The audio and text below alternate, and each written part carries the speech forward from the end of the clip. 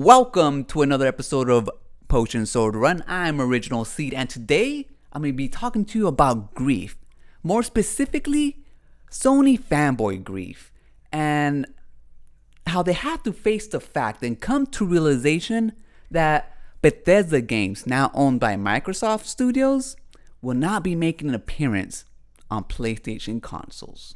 Now, for those of you who have been living under a rock, Bethesda Games are now owned by Microsoft. That's right, Microsoft bought their parent company, ZeniMax Media, and all the games under their umbrella. And ever since this deal, Sony fanboys and Xbox fanboys have been going crazy because it's actually a big deal. Potentially, these games will never be seen on PlayStation consoles again.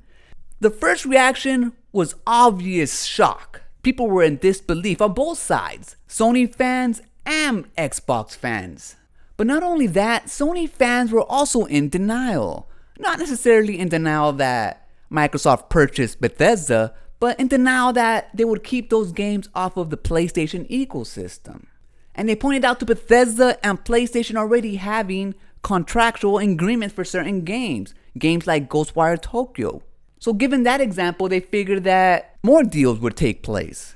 They just couldn't comprehend the idea that Xbox would choose to ignore the huge install base on PlayStation, the install base that actually buys Bethesda games. But soon that denial turned to anger. People saying that Sony creates while Microsoft takes. And that is beyond the truth, because the way that Sony got to where it is today with its first party studios is by buying them outright. Naughty Dog, Insomniac, Sucker Punch, and the list goes on. And they got so angry to the point where they just dismissed Bethesda games to begin with, saying that they're all full of bugs and nobody really plays them on Xbox, and that this is just a big waste of money from Xbox.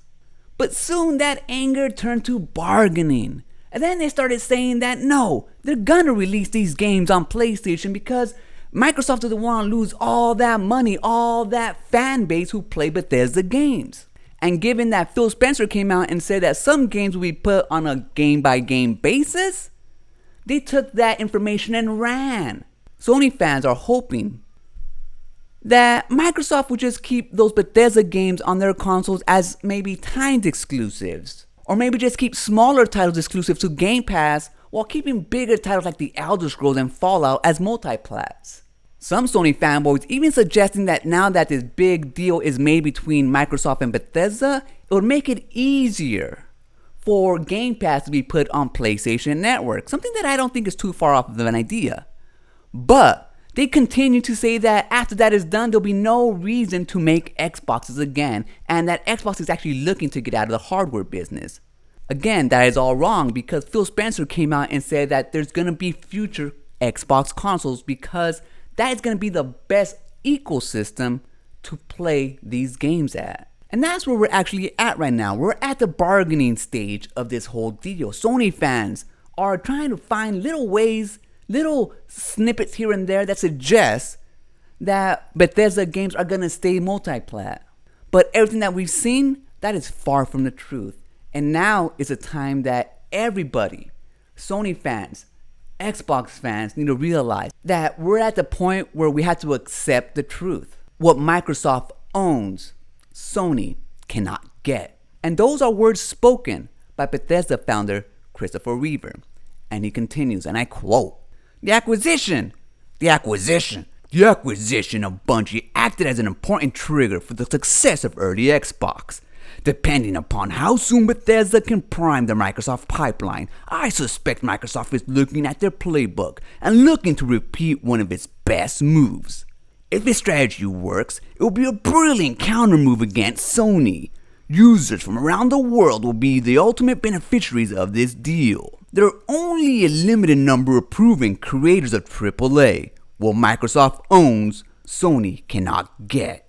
And there you have it, just further proof, solidifying the fact that it is time to accept that big games like Starfield, The Elder Scrolls, Fallout, and maybe even smaller games like Wolfenstein will not make it to the PlayStation console.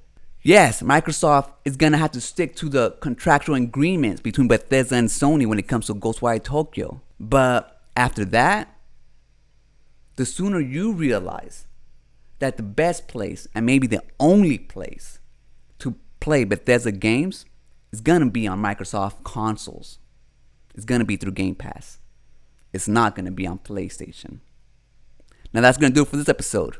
Remember, when shit's the fan, and you hear all those fanboys screaming, pleading, telling you all these lies that Bethesda was sold for $7.5 billion only for Microsoft to put those games on PlayStation consoles, run.